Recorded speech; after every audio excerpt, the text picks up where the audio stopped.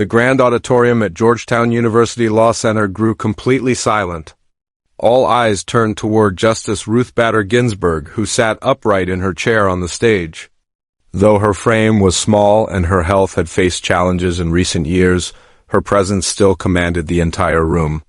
Her sharp gaze, as piercing as ever, was fixed on the podium where Congresswoman Jasmine Crockett stood. "Justice Ginsburg," Crockett began, her voice echoing through the hall, "with all respect to your legacy, your slow and cautious approach to women's rights has failed us.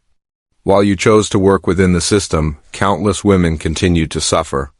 Your much-praised friendship with Justice Scalia is part of what's wrong with our politics today.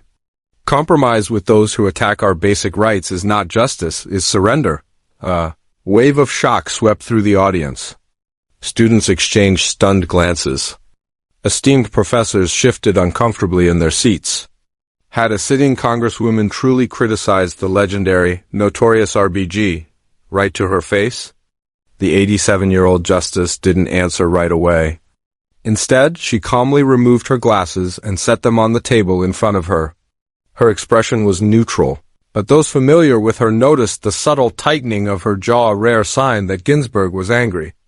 What came next would not only leave the room speechless, but would also reshape how the nation viewed one of the most celebrated justices in American history. Before diving into this unforgettable confrontation that has captured the attention of legal scholars and political commentators across the country, don't forget to subscribe to the channel and hit the notification bell. This face-off between two powerful women highlights deep truths about justice, strategy, and the long struggle for equality, insights you won't want to miss. The Georgetown Law Symposium on Women and the Constitution had been designed to honor Justice Ginsburg's remarkable career. For over 60 years, from her early days battling discrimination as a young law student to her groundbreaking work with the ACLU Women's Rights Project, and later her nearly 3 decades on the U.S. Supreme Court, Ruth Bader Ginsburg had dismantled legal barriers to gender equality one case at a time. By 87, she had become a cultural icon. Her image appeared on mugs, t-shirts, and posters. Her workout routines became books. Her signature dissenting collar became a symbol of resistance. Generations of young women celebrated her as a feminist trailblazer who had transformed the law step by step, building progress through precedent. Yet not everyone was convinced her cautious approach was still effective in today's divided political climate. Some activists criticized her decision not to retire during the Obama administration, warning it gave conservatives the chance to claim her seat. Others questioned her well-known friendship with Justice Antonin Scalia, arguing that it softened the image of those who opposed fundamental rights. Ginsburg rarely addressed such criticisms directly. Throughout her career, she chose her words carefully and avoided political arguments. She believed persuasion, not direct confrontation, was the best path toward lasting change. Congresswoman Jasmine Crockett represented the opposite philosophy. At 42, the freshman Democrat from Texas had quickly risen as one of the boldest progressive voices in Washington. A former civil rights attorney who defended Black Lives Matter activists, Crockett never hesitated to call out her opponents. Her fiery speeches on the House floor went viral, earning her a massive online following. She was unapologetic, confrontational, and unwilling to compromise on core principles. The symposium had originally been planned as a bridge between two generations of feminism: Ginsburg's careful, strategic fight through the courts and Crockett's passionate, confrontational push for immediate change. Professor Elena Kagan, then still at Georgetown before her Supreme Court appointment, had asked the event to stay focused on strategy, not personal attacks. But as soon as Crockett began her remarks, it was obvious she had no intention of sticking to those rules. This clash was about far more than a disagreement between two women. It represented a deeper question: should social change come gradually, through careful legal work, or through fearless, uncompromising demands? It raised debates about generational feminism and whether younger activists showed enough respect for those who had fought before them. For Ginsburg, it was her life's philosophy at stake. For Crockett, it was a chance to reject what she saw as outdated compromise with systems of oppression. The packed room of students, faculty, lawmakers, and journalists realized they were witnessing history, a rare public challenge to one of America's most respected justices. What about you? Do you believe progress comes from steady, strategic steps or from bold, direct confrontation?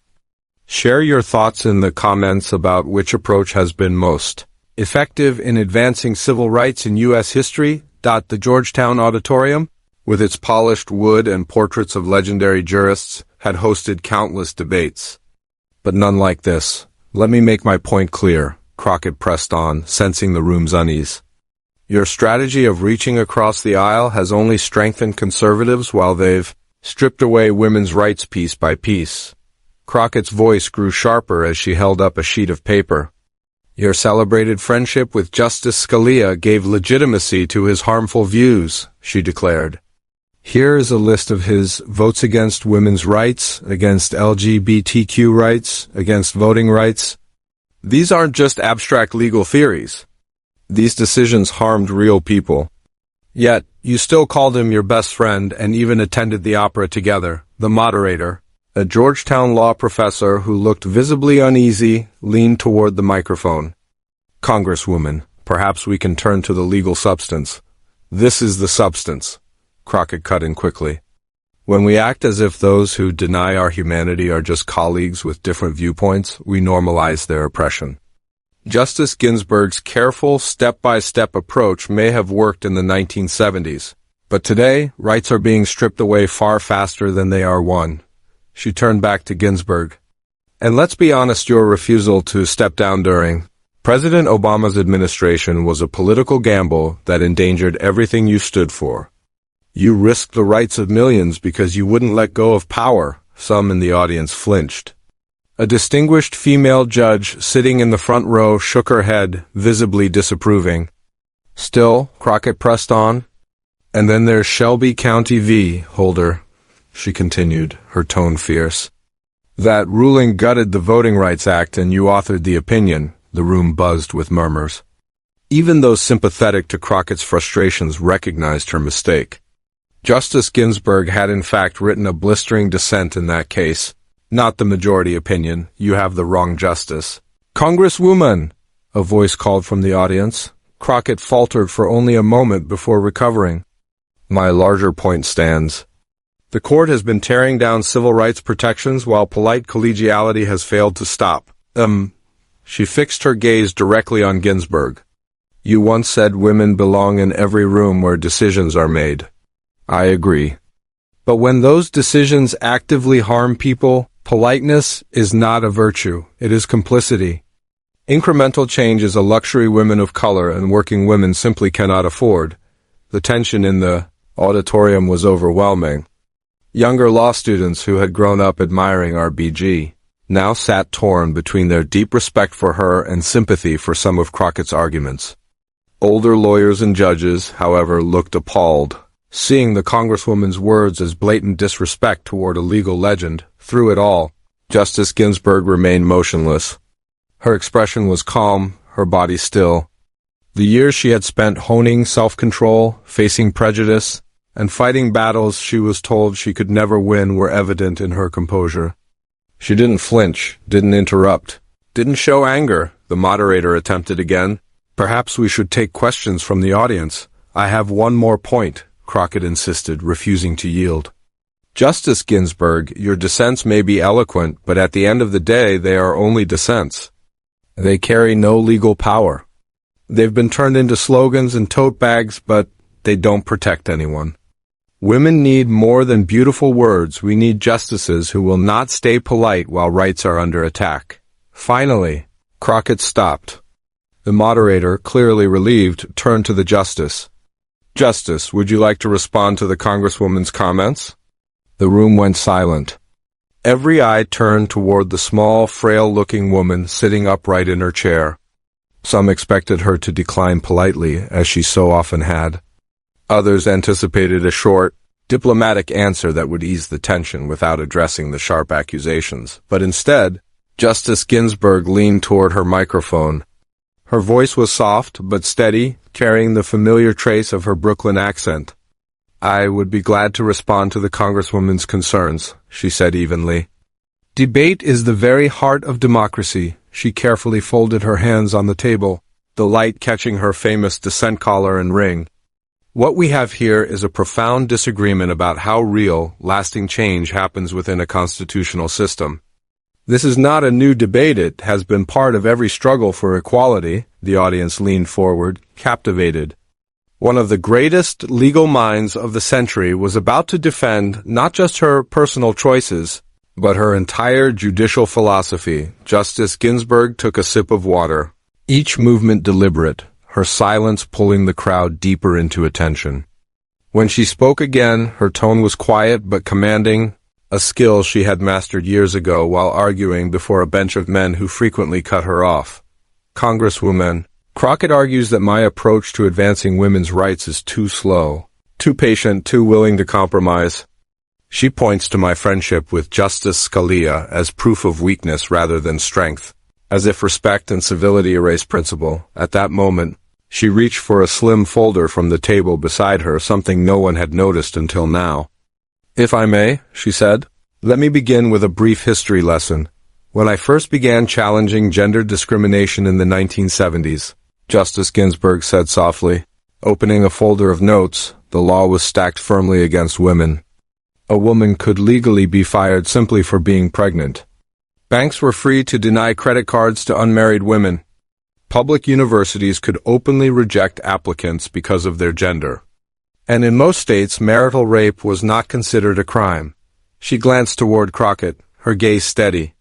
I chose to fight that system step by step, case by case. Not because I lacked courage or conviction, but because I understood how precedent shapes our law. Every victory becomes the foundation for the next. Looking directly at the Congresswoman, her voice gained strength. You describe these as small or timid steps. Let me remind you of Sally Reed, a mother denied the right to administer her son's estate simply because she was a woman. Or Sharon Frontiero, a lieutenant in the Air Force, denied the same housing benefits as her male colleagues. Or Stephen Wiesenfeld, a widowed father, denied survivor benefits he needed to care for his infant child. These were not abstract theories, Congresswoman, they were real people with real struggles. She turned another page. When I represented Sharon Frontiero before the Supreme Court, the bench was made up entirely of men. I could have condemned them as part of a patriarchal system. But instead, I persuaded them by showing how gender discrimination harms everyone, including men. I made them see their own daughters' futures in the case before them. For the first time, emotion crept into her voice. That was not weakness. That was strategy. I was playing the long game at a time when the odds were against us. A few heads in the audience nodded, some visibly reconsidering their initial sympathy for Crockett's critique. Ginsburg's calm but pointed defense was resonating. You also suggest my friendship with Justice Scalia was a betrayal of principle, she continued. Allow me to tell you what that friendship achieved. She lifted another document from her folder. This is an early draft of Justice Scalia's opinion in United States v. Virginia, the case that opened the Virginia Military Institute to women. His draft contained language that would have dramatically limited the scope of the decision. Through our conversations as friends who respected one another despite deep disagreement, that restrictive language was removed. She raised her eyes from the page. He didn't change his vote. He never abandoned his philosophy. But because of that dialogue, women's rights were safeguarded in ways that will last for generations. Would you call that surrender? I call it effective advocacy. At the podium, Crockett shifted slightly, her earlier confidence tempered by the precision of Ginsburg's rebuttal. As for my dissents, Ginsburg said evenly, you dismiss them as symbolic gestures. But that misunderstands their role. A dissent does three things. It forces the majority to sharpen its reasoning. It creates a blueprint for future lawyers. And most importantly, it speaks to future generations. She removed her glasses and looked directly at Crockett, no barrier between them. When I wrote in Shelby County that throwing out preclearance was like tossing away your umbrella in the middle of a rainstorm simply because you weren't getting wet, I wasn't writing for tote bags. I was laying down a legal principle that civil rights advocates are using in courts across America today to fight restrictive voting laws. Several law professors in the audience nodded in recognition. One whispered to another, "She's right, we cite that dissent in every single voting rights case. You also raise my decision not to retire during the Obama years." Ginsburg continued, her tone factual. "I made that decision based on my health and my ability to serve at the time. No one can foresee the future with certainty. Each of us makes decisions with the knowledge we have in that moment. I truly believed I could continue contributing on the bench." She tapped her papers into a neat stack, then leaned slightly forward, her intensity sharpening. "But let us not reduce advocacy to two extremes, passive politeness or fiery confrontation. That is a false choice. Change in a democracy has always required multiple strategies working side by side. While I was building precedents one case at a time, others were marching in the streets. While I persuaded conservative judges with reasoning they could accept, others pushed the boundaries of what seemed possible. These strategies don't cancel one another, they strengthen each other." In the front row, a young law student scribbled furiously in a notebook, clearly recognizing this as a rare window into Ginsburg's deeper philosophy. "You say my incremental approach was born of timidity," she finished firmly. "But it was in fact deliberate. It was a strategy shaped by an understanding of how our legal system operates. The precedents I helped establish, precedents that, for the first time, recognized gender discrimination as unconstitutional, are the very foundation that today's advocates now stand upon." She carefully closed the folder and placed both hands gently on top of it. She recalled a famous saying often credited to Martin Luther King Jr., "The arc of the moral universe is long, but it bends toward justice." Yet, she explained, people often forget that this bend doesn't happen on its own. Progress takes effort. It requires individuals to pull it in that direction, some working inside institutions to reshape them from within, and others applying pressure from the outside to accelerate change. At this moment, Ginsburg's voice shifted into a tone of calm instruction, similar to a professor guiding an eager but inexperienced student. "You described my approach as if it failed, simply because the same struggles remain," she said. "But that reflects a misunderstanding of how progress actually unfolds. Social change is not a straight line, it rises and falls in waves, with victories and setbacks." She motioned toward the portraits of legal pioneers displayed across the auditorium's walls. Thurgood Marshall's carefully planned litigation strategy didn't fail just because racism persists. Susan B. Anthony's lifelong activism wasn't wasted because women still face bias. The fact that these battles continue doesn't invalidate earlier progress, it proves how hard the work is and how many generations must persist to keep advancing it. Her features softened slightly as she addressed another point. "The merchandise with my face, which you dismiss as mere performance, has given countless young women the courage to imagine themselves as lawyers, judges, and even justices. Symbols matter. Representation matters. Inspiration matters." She straightened her posture even more, her presence commanding the room. "And as for your critique of my majority opinions compared to my dissents, I would encourage you to study them more closely. In United States v. Virginia, I wrote for the majority that any gender-based classification must meet an exceedingly persuasive justification, the closest standard to strict scrutiny this court has ever used for gender cases. That decision continues to safeguard women's rights today." With her hands folded again, she continued in an even steadier voice. "Congresswoman, I have spent my entire professional life fighting for equality. I have done so with strategy, with persistence, and with a realistic understanding of how institutions evolve. You may choose a different path, and that is your right. But understand this, movements need many kinds of warriors. And do not mistake my deliberate approach for weakness. Do not confuse civility with surrender. Some of us select our battles with care, not out of fear, but because we know that real, lasting change requires both bold vision and patient planning. It requires righteous passion alongside persuasive strategy, urgent demands alongside precise legal argument." Her voice grew softer, yet every word carried through the silent auditorium. I respect your passion. I, too, grow impatient with the slow pace of justice. But wisdom lies in knowing when to confront and when to persuade, when to demand and when to negotiate, when to speak with fire and when to speak in a way your opponent can truly hear. The silence that followed was complete. Congresswoman Crockett stood frozen at the podium, visibly shaken by the depth and precision of Ginsburg's words. The response was not a dismissal, but a full masterclass in strategy from one of the greatest legal minds of her time. The audience, too, seemed stunned, reflecting on what they had just witnessed. The moderator, searching for words, finally broke the quiet. "Thank you, Justice Ginsburg." "Congresswoman, would you like to reply?"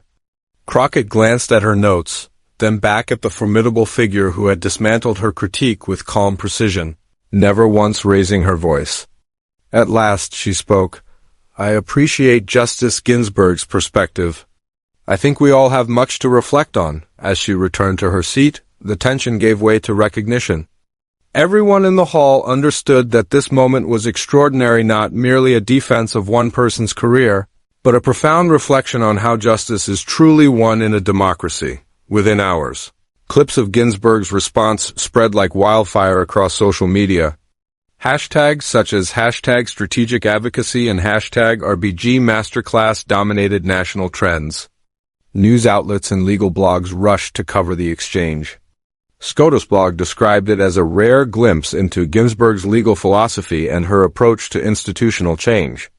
The New York Times framed it as a generational debate about strategy in the fight for equality, highlighting the deeper questions it raised about democracy itself. Cable networks convened legal experts to analyze every line of her response.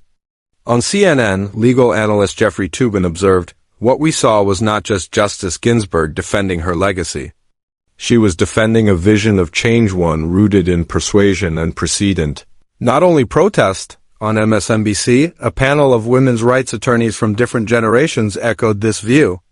One former ACLU lawyer, who had worked with Ginsburg in the 1970s, summed it up. "She never compromised on the goal of full equality. She simply understood that achieving it required patience, precision, and persistence. She had always been deliberate about the steps she took to reach her goals." Across law schools nationwide, professors quickly began weaving the viral exchange into their classroom lessons. At Harvard Law, students crammed into an auditorium for a spontaneous discussion on the art of advocacy. At Howard University School of Law, a civil rights professor presented the clip as a case study contrasting different methods of creating institutional change for Congresswoman Crockett. However, the aftermath was far more complex. Her social media feeds lit up with thousands of responses, some sharply critical, others offering thoughtful engagement with her arguments.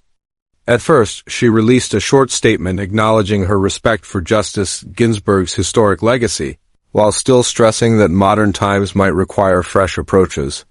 3 days later, she published a longer reflection in The Atlantic. "My exchange with Justice Ginsburg has forced me to think more deeply about how different kinds of advocacy work together," she wrote. "I still believe we need fearless, uncompromising voices calling for immediate change, but I now have a deeper appreciation for the strategic legal groundwork that makes such demands possible." The most powerful reactions came not from politicians or media outlets, but from young attorneys and activists.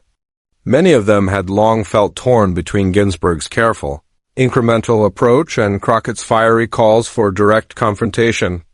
On blogs and social media, they debated how real progress is achieved through patient institution building or through disruptive demands for justice. "Maybe the truth is that we need both," one young public defender wrote in a widely shared post.